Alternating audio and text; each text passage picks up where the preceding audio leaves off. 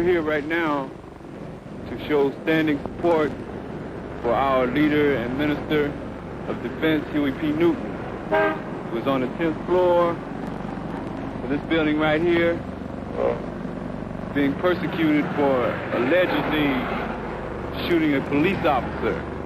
And we're going to be here, and we're going to stay here until Huey P. Newton is set free. If he is not set free, sky is the limit.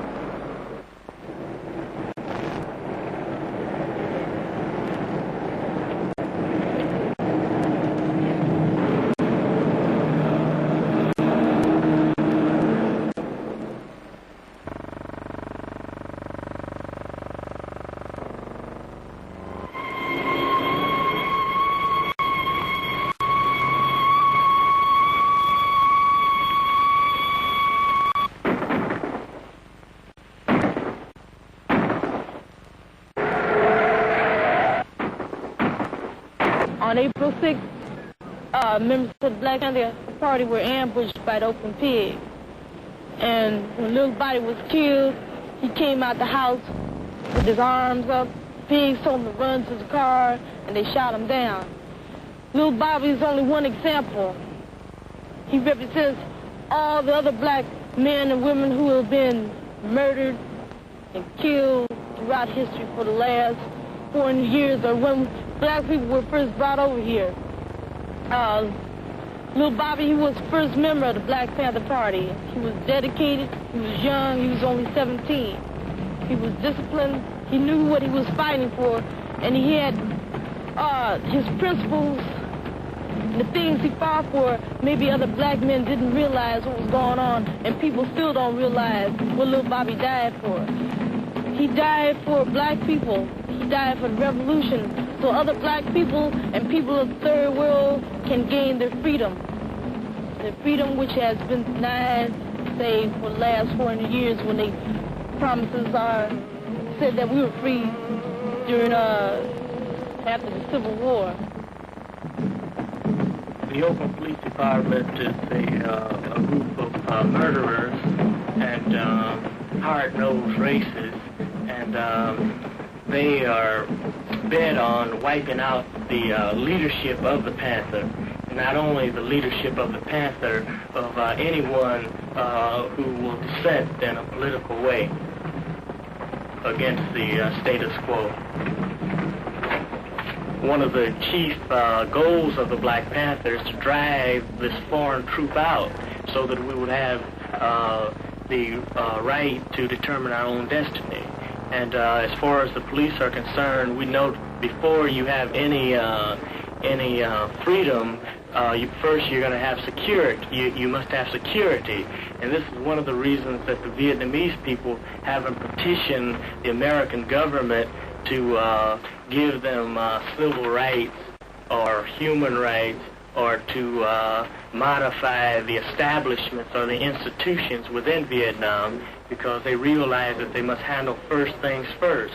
First, that they must drive the oppressor out, and then they can institute institutions that will be for the benefit of the people there.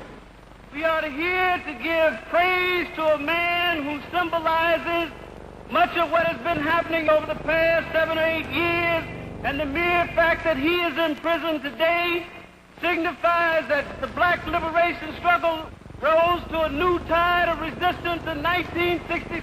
The fact that Brother Carmichael has consented to come and make his first appearance after being hailed in the revolutionary capitol, the fact that Brother Rap Brown has been under preventative house arrest on the island of Manhattan, and he himself is out here tonight to celebrate the birthday of Huey Newton.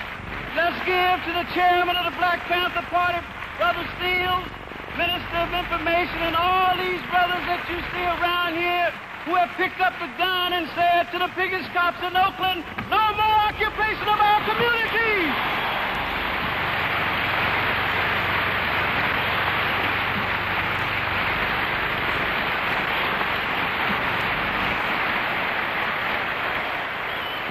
Another thing we want the world to know, the field niggas have gotten their thing together. Got it together. We're going to keep it together. Today is Brother Huey's birthday. Yesterday we went to see Brother Huey, and he told us to tell you that this is the happiest birthday that he's ever had.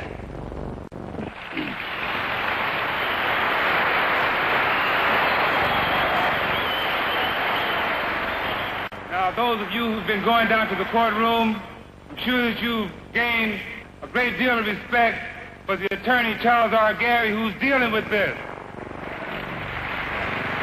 Well, he's here tonight. Just say a few words to you. Huey Newton stood before the court on Tuesday morning and intoned, "I am not guilty."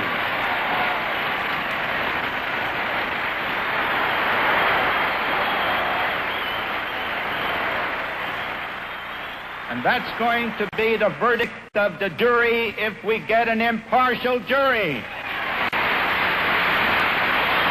Huey's mother's here, Mrs. Newton.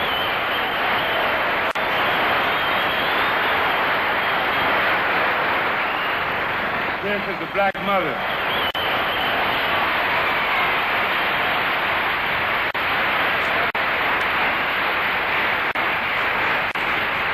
You have to understand that she has given us a great warrior, a leader of his people. She wants to say a few words to you. I've been shedding tears ever since this incident. Tonight it was a mixed emotion, sorrow and joy. I told my friend tonight, if it was just in my power, I could go one by one and hug and kiss all of you and thank you for appearing tonight on my baby's birthday. Thank you. We got to wage this struggle on many levels, brothers and sisters. We got to wage this struggle on all levels. We want to announce that we are going to run Brother Huey P. Newton for Congress in the 7th Congressional District as the leader, as the Black Panther Party for self-defense. We're going to run him as a write-in candidate in the name of the Black Panther Party for self-defense. And in this way, we can let the world know that we're behind Huey in that respect also, all the way down the line.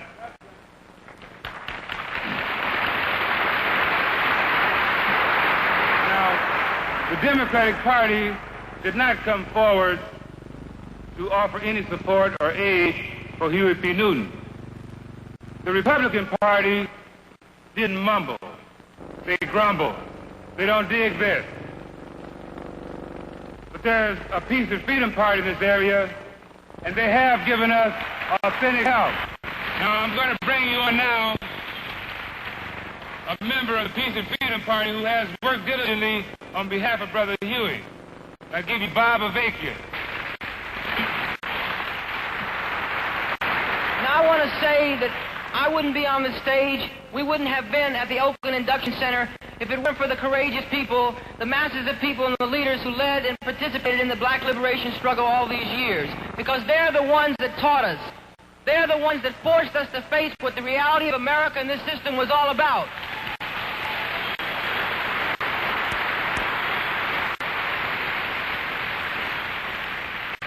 And in this sense, we say that not only are black people a vanguard, but they're an inspiration. We don't expect them to liberate us. We have to do that for ourselves. But they have inspired us to begin that struggle to end this imperialist, racist, colonial system once and for all.